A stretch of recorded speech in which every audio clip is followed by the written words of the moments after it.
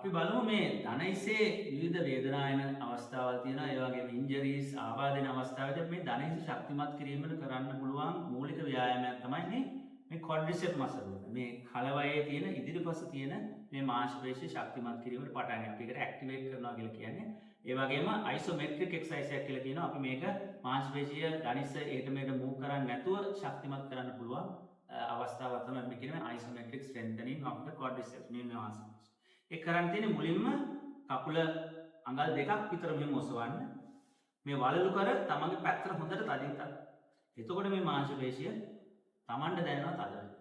අපි 10ක් ගණන් කරමු. 1 2 3 4 5 6 7 9 10. ඊට පස්සේ බිමින් තියන්න.